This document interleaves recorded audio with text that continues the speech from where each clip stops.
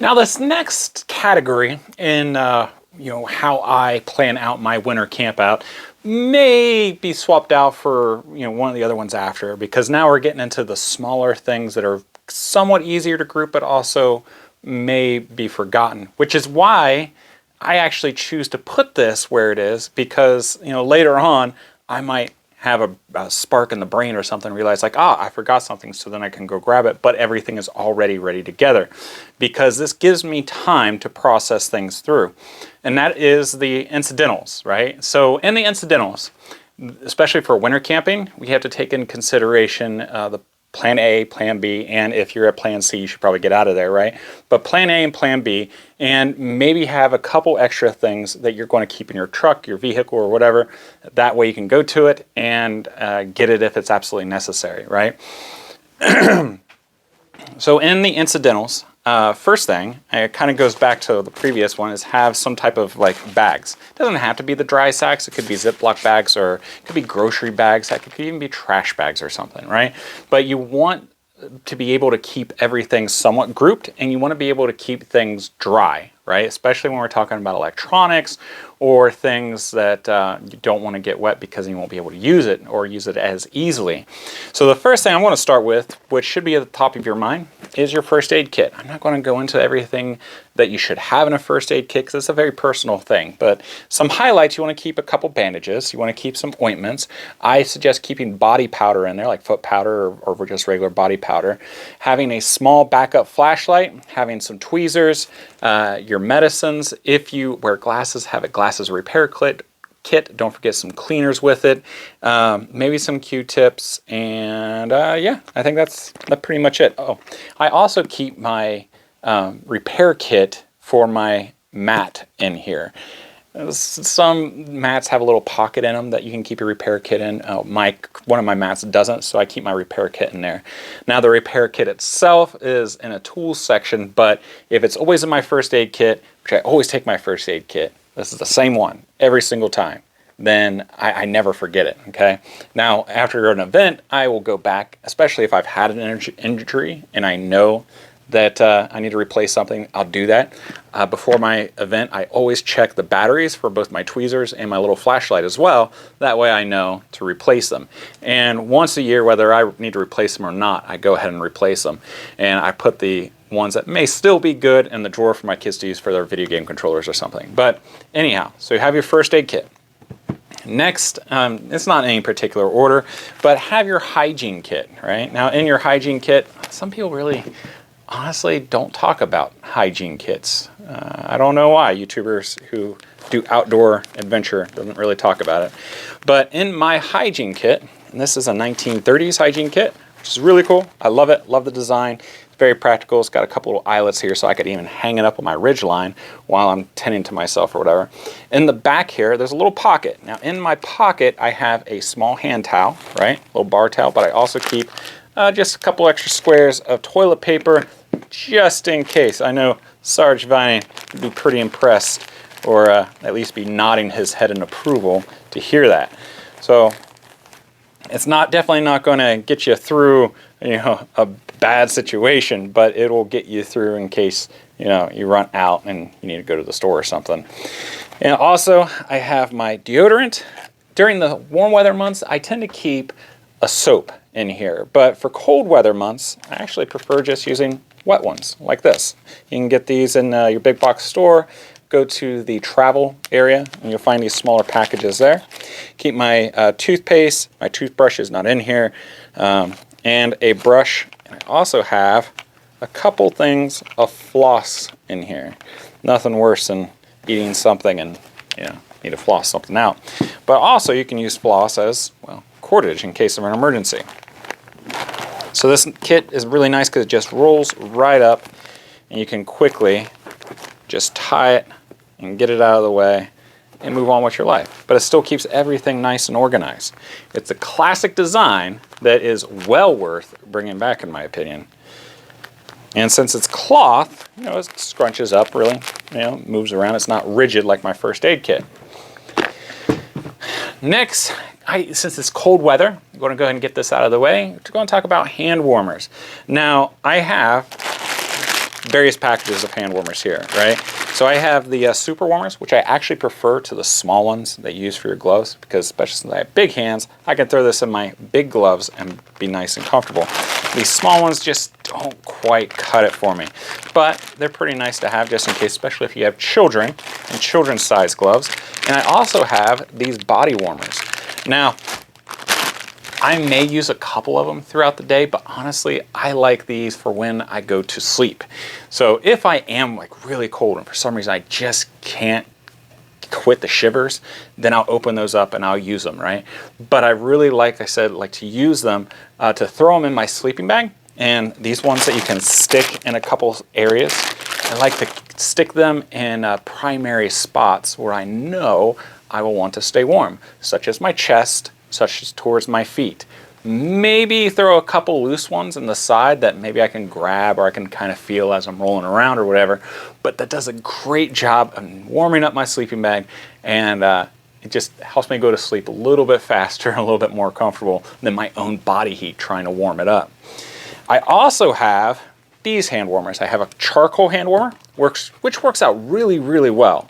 And I also have some of these older ones, like the Aladdin ones, that uses lighter fuel. Now these work really well, but you just got to be careful because they can be a little finicky, but also because of the gases. You can actually get a chemical burn if you put them close to your skin.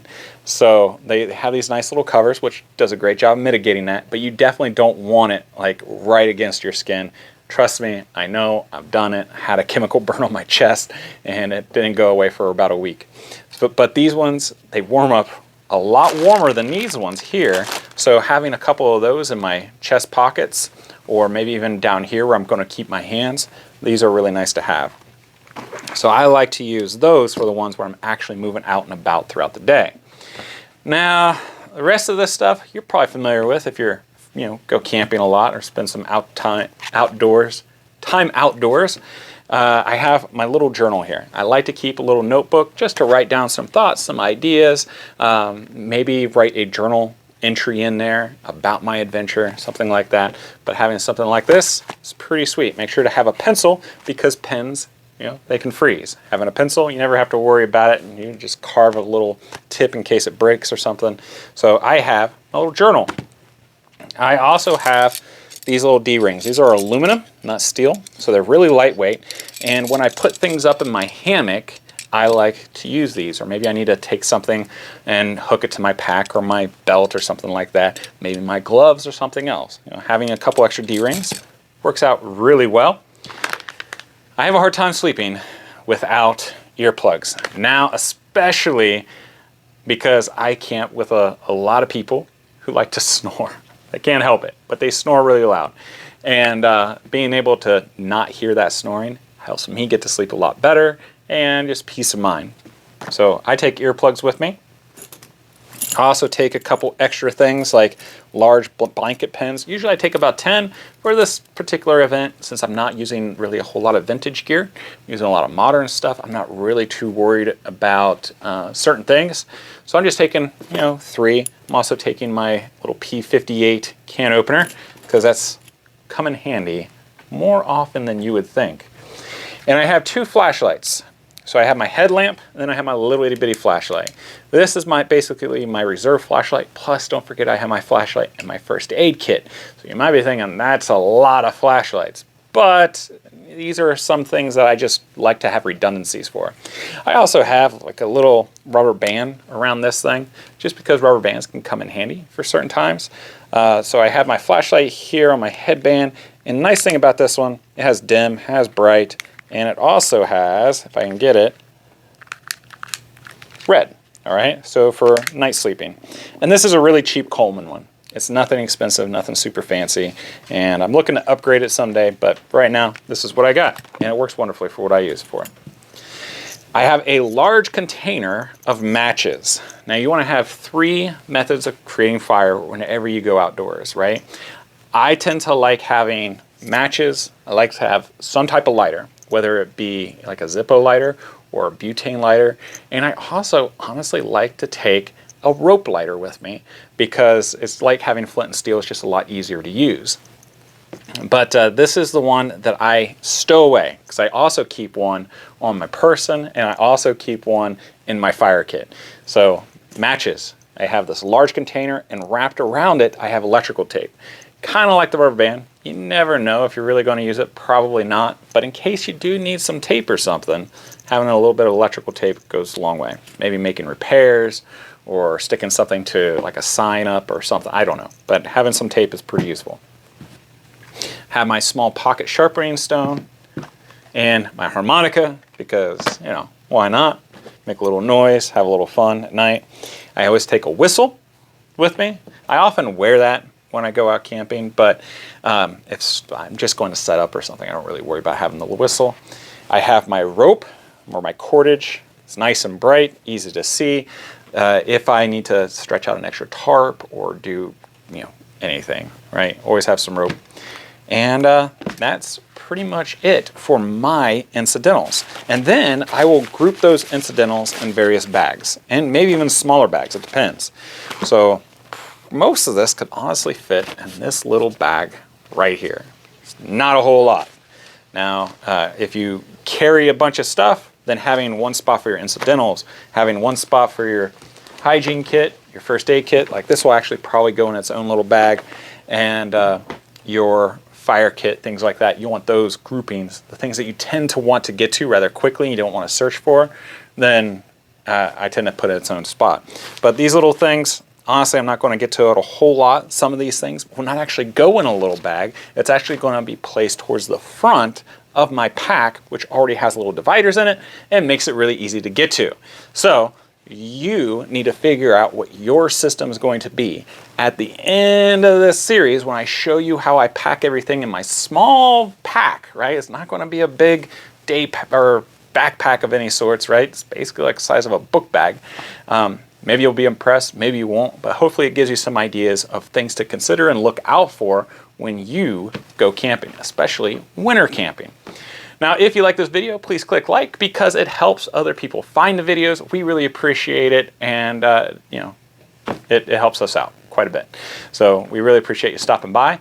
If you would like to see, you know, I got affiliate links for a bunch of these different items in the description box, but as always, shop around. But if you do purchase something from it, it helps us out, and we appreciate that. We really, truly do. And so we have the Preston Mess Kit, still taking interest in that. So we needed 500 people. If you haven't signed up yet for the Preston Mess Kit, then check out the description box below, watch the video, read the article, let me know at the end of this video. The Preston Mess Kit will also be tagged in there. And lastly, if you have not already checked out the Camp Crafters Guild, join us on there, because there are events coming up. In fact, I am in the middle of planning 1920s, 1930s themed event in the spring here in Ohio. Now, last fall, I did a hunting event. This spring, I'm going to do more of like a historical fun type of event, just like a camp out. And maybe we'll get like a theater and have some old 1920s, 1930s movies, and it's just going to be a thing. Hopefully you guys will come and have fun if you have interest in historical, traditional camping, or early 20th century life, because that's pretty cool too. But check out the Camp Crafters Guild, because there's lots of resources, some really great people on there that love to share their knowledge, and they're just, it's awesome. It's awesome being able to bounce ideas back and forth and get some really cool feedback, and there's no judgment. www.honorableoutfitters.com/join the guild. Hopefully I get to see you on there. I get to say hi and talk to you a little bit. Now, if you'd like to see the video about the Preston Mess Kit, then check it out here. If you'd like to see my playlist of various camping items, then check it out here. Hope you guys have a wonderful week. Give a kiss and hug to your loved ones, and I'll see you guys next time. Take care.